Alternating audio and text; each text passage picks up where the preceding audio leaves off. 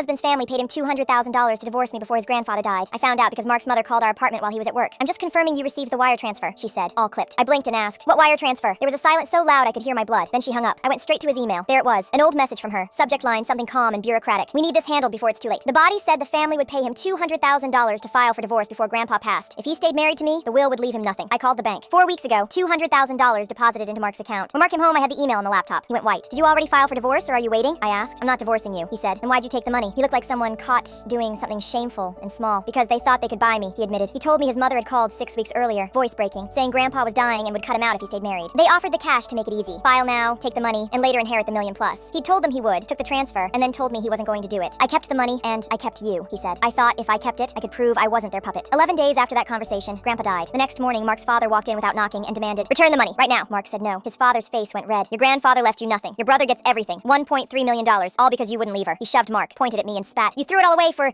this trash. Mark shoved him back. Books toppled. The living room became a spill of paper and anger. I grabbed my phone and yelled, I'm calling the cops! His father froze and left, slamming the door so hard the neighbor came out. An hour later, Mark's mother called, shrieking that we'd embarrassed them and claiming Grandpa had changed the will to punish Mark for staying with me. According to her, Mark's brother, who hadn't visited the hospital, got everything. 2 weeks later, someone keyed Mark's Camry and scratched thief into the driver's side. We suspected his brother, but had no proof. Then his mother showed up at my workplace. Kroger plunked her cart through my line and announced loud enough for everyone to hear, you ruined my son's life. My manager escorted her out while I scanned milk and bread with trembling hands. Humiliation became background noise. A lawyer's letter arrived. The family wanted the $200,000 back and accused Mark of fraud. Mark called counsel, who basically laughed. No contract, no fraud. It was a rich family furious they'd been played, not a legal crime. Relief felt thin. We'd been put on paper as criminals for a moral choice we hadn't made. At night, the petty things piled up. Poorly disguised threats, whispers in family group chats. Neighbors who'd always waved now averting their eyes. The cost wasn't only money, it was dignity. The family tried to turn our marriage into a transaction and then gaslight us about it. Then Mark's brother appeared at our door at 11 p.m., banging like he wanted to tear the house down. That money was supposed to fix your life, he said when Mark answered. You could have had everything. The house, the cars, the trust fund. You could have divorced her and remarried her later. Mark's answer was simple, fierce. And then what? Spend my whole life knowing I picked money over my wife? Spend holidays with people who paid me to throw her away? His brother sneered. You're an idiot, and left. We used the money the way they hadn't intended. Not to buy silence or status, but to buy a foundation. We paid down debts, cleared one suffocating credit card, and put the rest toward a down payment. We're closing on a modest 3-bedroom next month. The paperwork felt like reclamation. A mortgage in our names. For a life we chose rather than one negotiated by someone else's ledger. It's messy and humiliating and loud. The family has splintered. Muted holidays, cold dinners, public nastiness. Their insults and vandalism left tiny scars. The scratched car, the furious voicemail, the manager's sympathetic glance. People ask who won. There is no satisfying victor. There's only a husband who chose his wife over a promise of money and status, and a family that tried to buy his obedience. What matters is quieter. Mark called lawyers, refused to give the money back, and stood in front of his family and refused to be a bargaining chip. He sat with me at 3 in the morning and whispered that we would be okay. He chose us. The money didn't erase what they did. It didn't unring the words or unscratch the paint, but it let us breathe. It let us buy a place where we can make coffee on a slow Saturday and plant a tree that will belong only to us. In the end, they tried to buy our marriage. Instead, unintentionally, they funded the start of our life together. That's the small, stubborn victory we live with now.